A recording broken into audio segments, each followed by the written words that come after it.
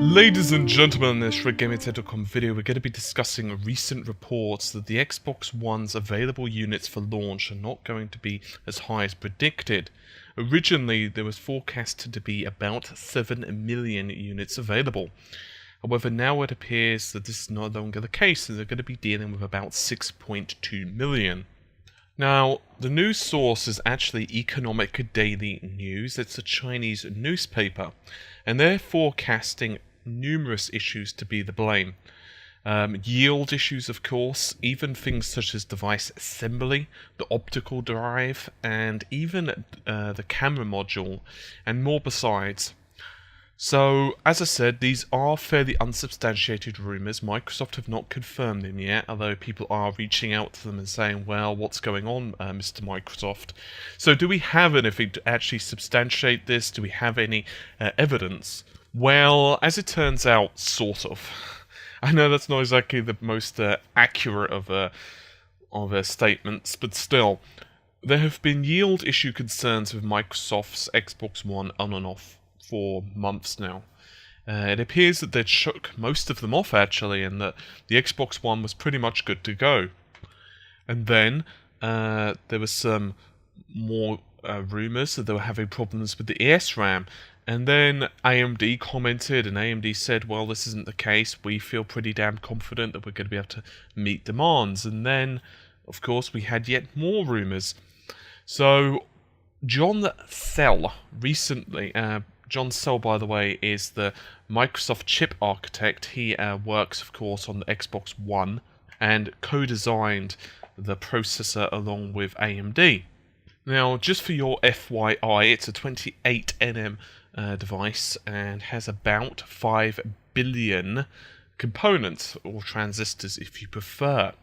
Now, Sell himself, John Sell, is S-E-L-L, just for your FYI, said that Microsoft actually designed the chip to have redundancies in it, so that if a section fell over, in other words it was no longer operational, it wouldn't die, it wouldn't kill the entire chip. However, the problem with this is it makes the chip a lot more convoluted and complicated to produce. Therefore, churning out a large number of those, in theory at least, becomes a little bit trickier. However, Kevin Krewell, I'll give you his spelling of his name, that would be K-R-E, and then Well, W-E-L-L, and he is the senior analyst of the Linley Group, and they actually said that TSMC, just for you, if you're not exactly aware who they are, TSMC stands for Taiwan Semiconductor Manufacturing Co.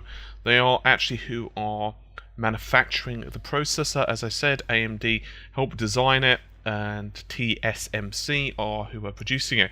And just for your FYI, they are also used to making processors and chips for companies like Nvidia.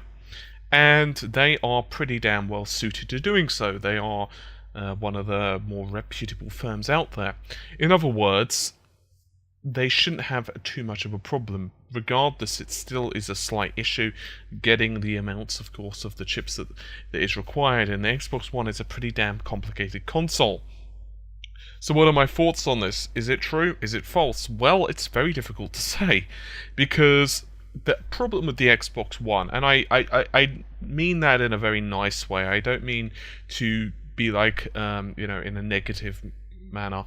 But the problem with the Xbox One, in terms of reporting news from it, so in other words, from my point of view, not so much for you, but from my point of view, it's an absolute nightmare, because there's always like a deluge of rumours, and it's a deluge of speculation.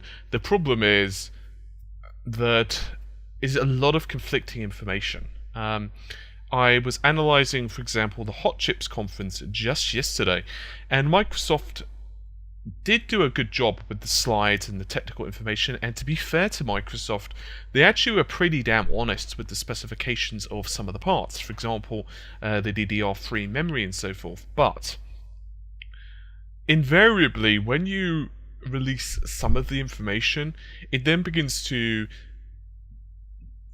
bring other questions up, and there are still a lot of questions regarding the Xbox One, the purpose of some of the, so basically some of the construction, for example, the ESRAM and so on.